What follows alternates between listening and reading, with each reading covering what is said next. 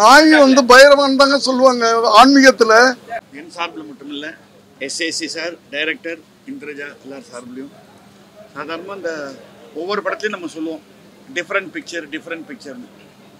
ஆனால் மனசாட்சிக்கு விரோதம் இல்லாமல் சொல்கிறான், இது உண்மையிலேயே டிஃப்ரெண்ட் பிக்சர். ஏன்னா நாங்கள்லாம் இதில் சைடு ஆக்டர்ஸ், மெயின் ஆக்டர் இதோ இங்கே இருக்குது. அதனால தான் இது டிஃப்ரென்ஸ். ஒரு வாயில்லா ஜீவனை ஹீரோவாக வச்சு வாய் உள்ளவர்களை வெறுமை சப்போர்ட்டிங் ஆக்டர்ஸாக வச்சு எடுத்த ஒரு படம். அந்த ஒரு முயற்சிக்கு டைரக்டருக்கும் அதை விட தூக்கி விட்ட திரு எஸ்ஏசி சார் அவர்கள். அவர் வந்து என்னுடைய ஃபேவரட் டைரக்டர். உங்களுக்கு தெரியும் 80களில் எவ்வளோ படம் பண்ணியிருக்கோம் நாங்கள். எப்போதுமே டிஃப்ரெண்ட்டாக ஒரு நாட்டு பிடிப்பார். அதில் அற்புதமான ஒரு நாட்டு பிடிச்சிருக்கார்.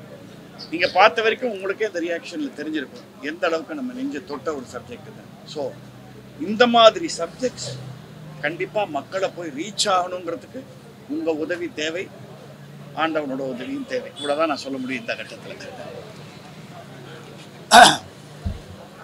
நண்பர்கள் எல்லாருக்கும் என்னுடைய வணக்கத்தை சொல்லிக்கிறேன். சார் சொன்ன மாதிரி நான் சொல்லிகிட்டே இருந்தேன், ஒரு டிஃப்ரெண்ட்டான மூவி பண்ணியிருக்கோம், ஒரு புது கண்டென்ட் நாங்கள் சொல்லியிருக்கோன்றதை அதை நீங்கள் பார்த்துட்டீங்க. இப்போ படம் அது நாங்கள் சொன்னது உண்மைன்னு நீங்கள் உங்களுக்கு புரிஞ்சிருக்கும். இப்படிப்பட்ட படங்களை வந்து தியேட்டருக்கு ஜனங்களை வர வைக்கிறது உங்கள் கையில் இருக்குது. ஒரு நல்ல படங்கள் பண்ணியிருக்கோம். டைரக்டர் இவர் தான், புது டைரக்டர், ஆந்திராவிலேருந்து வந்திருக்கிறார். அவரை என்கரேஜ் பண்ணுங்கள். ஒரு புது டைரக்டரை தமிழ்நாட்டு கொடுப்போம். அதுக்காகவே நாங்கள் கஷ்டப்பட்டு எடுத்துருக்குறோம். ஏன்னா ஒரு நாயை வச்சு இந்த அளவுக்கு கமர்ஷியலாக அது எமோஷன், நீங்கள் பல இடங்களில் வந்து நிச்சயமாக வந்து அந்த எமோஷனை ஃபீல் பண்ணியிருப்பீங்க. பல இடங்களில் நாங்கள் என்ன நினச்சோமோ அந்த எமோஷன் நீங்கள் ஃபீல் பண்ணியிருப்பீங்கன்னு நம்புகிறேன் நான். இது உண்மையிலேயே ஒரு நல்ல படம் அப்படின்னு நீங்கள் நினச்சிங்கன்னா ஜனங்கள்கிட்ட கொண்டு போய் சேர்க்கணும்னு உங்கள் எல்லாரையும் அன்போடு கேட்டுக்கிறேன். நன்றி, வணக்கம்.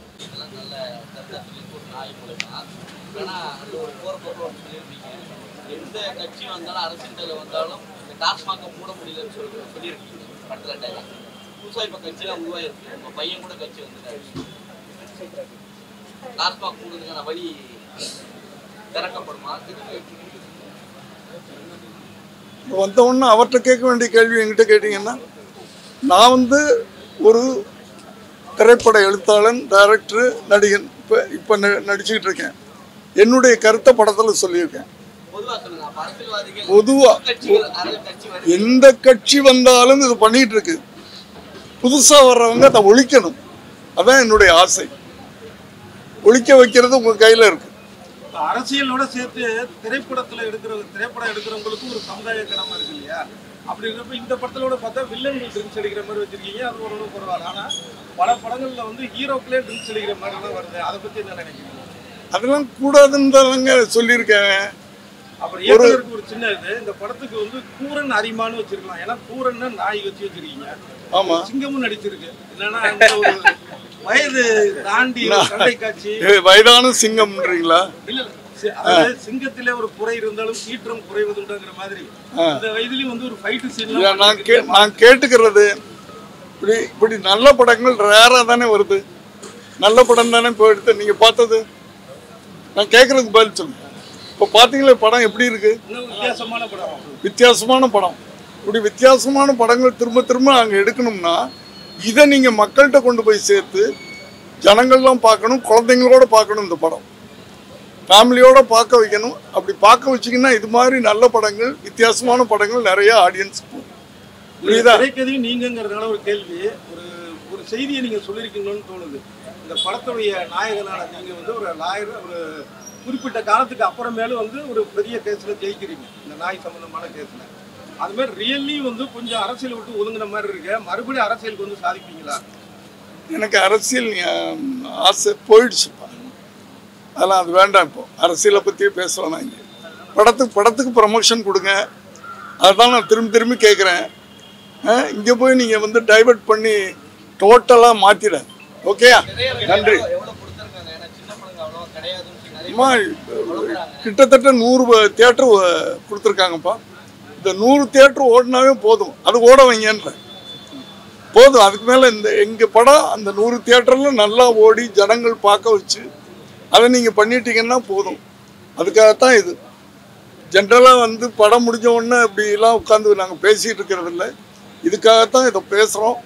நீங்கள் உங்கள்கிட்ட திரும்ப திரும்ப கேட்குறது, இது ஒரு வல்காரிட்டி இல்லாத ஒரு இதில் ஒரு பெரிய கமர்ஷியல் இல்லாத ஒரு அழகான ஒரு படம், ஒரு புது கண்டென்ட் கொடுத்துருக்காரு இல்லையா? அதை ஜனங்கள்கிட்ட கொண்டு போய் ரீச் பண்ணுங்க தயவு பண்ணி. அதான் நான் கேட்குறேன். ஓகே, வணக்கம்.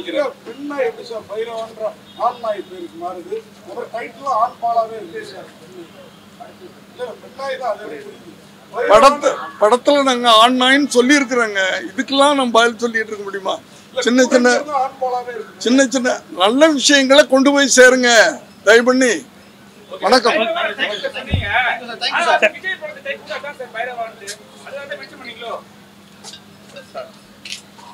இந்த படத்தை பத்தி தயவு பண்ணி கேள்வி. நாய் பைரவான் தாங்க சொல்லுவாங்க ஆன்மீகத்துல, அது தெரியாதா? நான் அப்படிலாம் நினைச்சு நாங்க வைக்கலங்க. நாங்க அப்படிலாம் நினைச்சோம்.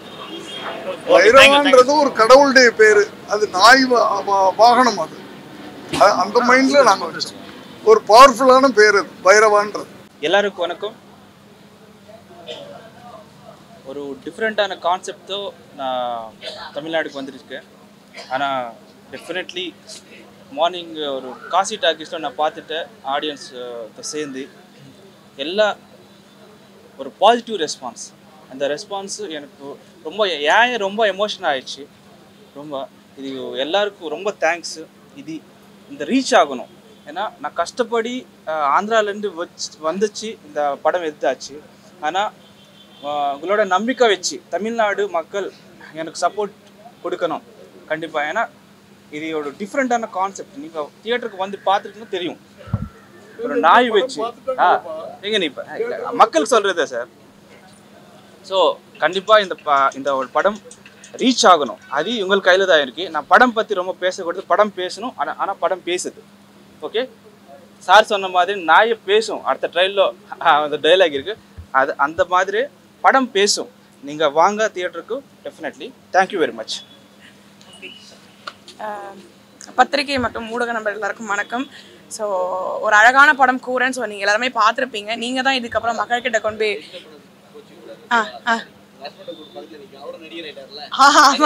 இல்லை அதை கண்டுபிடிச்சிட்டீங்களா? அது ஒரு பெரிய விஷயம். பரவாயில்ல, கண்டுபிடிச்சதுக்கு ரொம்ப நன்றி. ஒரே ஒருத்தர் பார்த்துட்டாரு.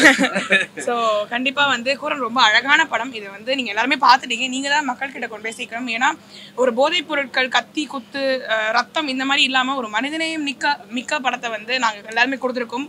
அழகான ஒரு டெபியூ டைரக்டர் கொடுத்துருக்காரு. ஸோ அவரையும் சப்போர்ட் பண்ணுங்கள். ரொம்ப அழகான ஒரு டீமு அண்ட் ரொம்ப தேவையான கண்டென்ட்.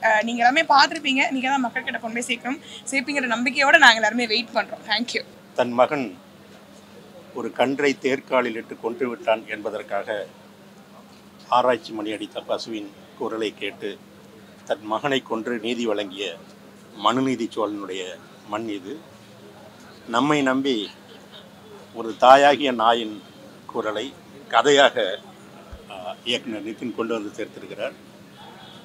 இந்த பூமி மனிதர்களுக்கு மட்டுமில்லை, விலங்குகளுக்கும் கூட என்கிற ஒரு சூழலியலை ஒரு கதையாக்கி தந்திருக்கிற நிதினை நாம் ஆதரிக்க வேண்டும்.